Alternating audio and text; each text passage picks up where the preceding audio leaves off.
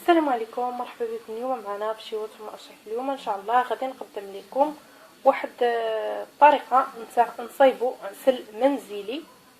هذا العسل المنزلي كيجي زوين بزاف وطريقه يعني مجربه وناجحه 100%. بغيت نشاركها معكم اخواتي، كنتمنى ان شاء الله تكونوا بخير وعلى خير وعلى تمام الصحه والعافيه. هنايا بسم الله كما تشوفوا عندي قالب السكر. كما تشوفوا قالب السكر ما يكون مبدي حتى من شي بلاصه.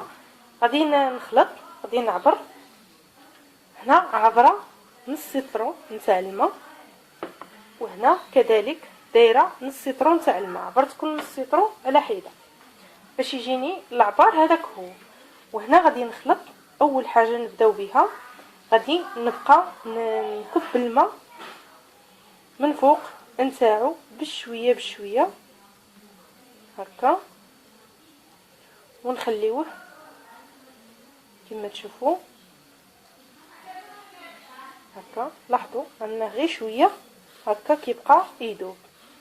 يعني هذه هي اهم حاجه في الوصفه، نكبوا الماء غير بشويه وهو راه كيذوب.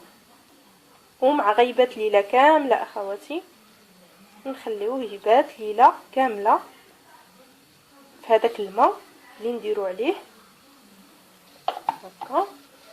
لاحظوا اننا يعني بدا كيذوب هكا. يعني نبقاو نكبوا الماء غير بشويه بشويه. هذاك اللتر نتاع الماء نكبوا عليه كامل ونخليه يبات ليله كامله. وما حدي انا يعني في المطبخ نتاعي، وانا مره كنحرك فيه واحد المعلقه نتاع الخشب باش الماء نكبوه على السكر باش يذوب هكا. كما قلت لكم راه كيبدا هكا كيتنفخ في الجوانب وكيبدا يذوب. قبل المرحله هذه اخواتي انا غادي نبقى نهز الماء ونكب عليه، نهز الماء ونكب عليه حتى كيذوب. غادي نخليه يبات ليله كامله، وغدا ان شاء الله نكملوا باقي الخدمه فيه. صباح عليكم، صباح الخير اخواتي عليكم جميع، صباح الصحه والربح ان شاء الله.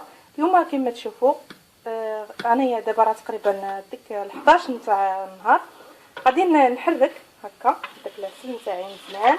كما تشوفوا راه داب، ما بقاش الا حبيبات قلالين هكا. كما تشوفوا نحركوه مزيان هكا باش ما يبقاش لاصق في الكاع نتاع الكوكوط هكا. نحركوهم.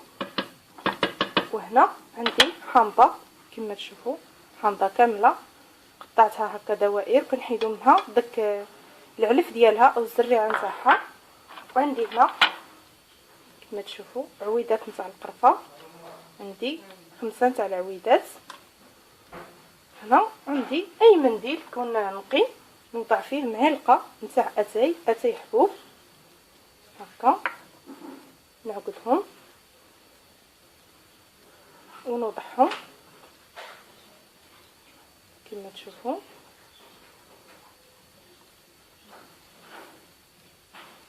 نوضعهم داخل طنجره نتاع الضغط ونعاود نحرك. وغادي نغطي عليه هكا طنجره نتاع الضغط، ولكن الوقت انا غادي ندير ليه 35 دقيقه حتى 40 دقيقه، ونقول لكم في الاخير شحال خدا ليا نتاع الوقت. ودابا كما كتشوفوا درتو فوق العافيه هكا وخليته يعني حتى كيبدا يذوب. ودابا هنا كما كتشوفوا غادي نسد الطنجره تاع الضغط، وكما قلت لكم غندير له 35 دقيقه، ولكن في الاخير ان شاء الله غادي نقول لكم شحال خدا لي نتاع الوقت بالضبط. هنا اخواتي كما كتشوفوا من بعد ما طاب العسل نتاعي انا خدا ليا هاد العسل 40 دقيقه. كما تشوفوا نجيب واحد المعلقه ناخذوا اللوين. اهم حاجه هو اللون، يعني اللوين كياخذوا من القرفه وهذاك الحبوب نتاع الاتاي هكا. انا هنا راه باقي سخون شويه، ولكن هنا وضعته في واحد الطبسيل هكا. لاحظوا اخواتي منين تهزوا العسل هكا بالمعلقه. انا هزيته قبيله وخليته يبرد على خاطرو. منين نهزوه هكا ونعليوه بالمعلقه وما يتقطعش العسل نعرفوه بلي راه طايب، يعني ما خصو والو. هنا كما تشوفوا. وثالث حاجه باش نعرفوا العسل ديالنا راه طايب هي هاد القشره نتاع الحامض اللي درناها، انها كتولي طايبه بحال لي كراميل. لاحظوا حتى اللون ديالها كيفاش كيصبح هكا. انا دابا غادي نصفيه واحد العلبه ونتلاقاو ان شاء الله في النهايه. هذا هو اخواتي العسل من بعد ما صفيته كما كتشوفوا كيجي فيه هذا اللون، وغادي نوريكم يعني اللون امامكم كيفاش. هذا هو اللون نتاعو كيجي زوين بزاف. كنتمنى ان شاء الله هاد الطريقه هذه تنال الاعجاب ديالكم. وهنا اخواتي بالنسبه يعني للختوريه ديالو راه باقي غادي يبرد لانها راه باقي سخون كما تشوفوا، ولكن صدقوني مادام ديروه في واحد التفصيل صغيور وتجربوه راه ما كيتقطعش الخيط ديالو، ثم تعرفوه باللي العسل راه ناجح معكم. وان شاء الله في الفيديو ان شاء الله الماجي ان شاء الله غادي نقدم لكم الشباكيه والطريقه ديالها تاع كيفاش يعني نقوموها والطريقه نتاع الشباك ديالها حتى هي. نتمنى ان شاء الله ينال الاعجاب ديالكم هذا الفيديو. شاركوا في القناه، ضغطوا على الجرس ليصلكم الجديد ان شاء الله. هذا هو اخواتي العسل من بعد ما صفيته كما كتشوفوا كيجي فيه هذا اللون، وغادي نوريكم يعني اللون امامكم كيفاش. هذا هو اللون نتاعو كيجي زوين بزاف. كنتمنى ان شاء الله هاد الطريقه هذه تنال الاعجاب ديالكم.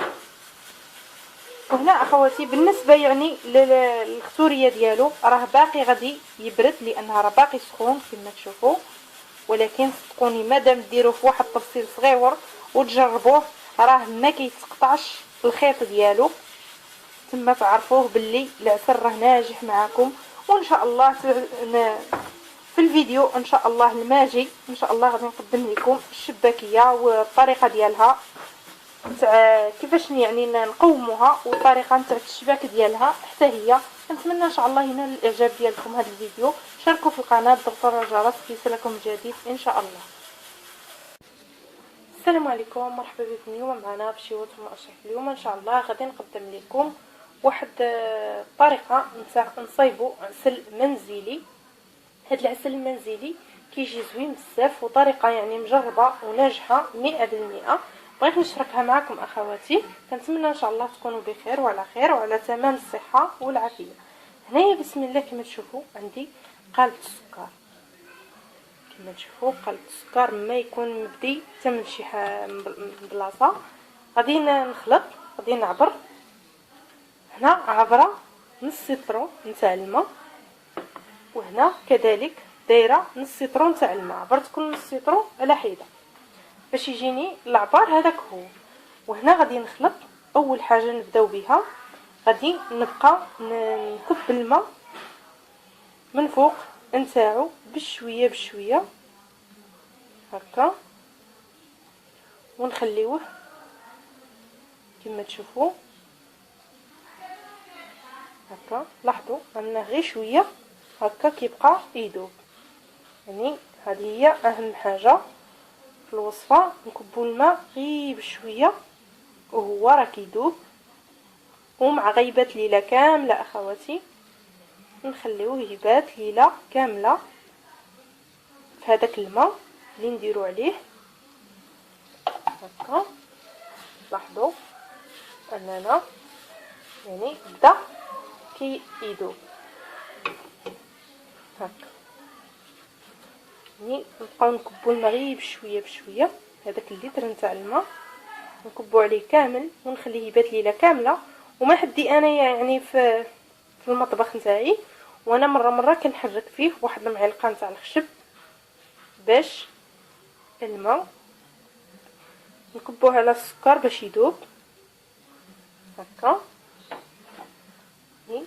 كما قلت لكم راه كيبدا هكا كيتنفخ في الجوانب وكيبدا يذوب.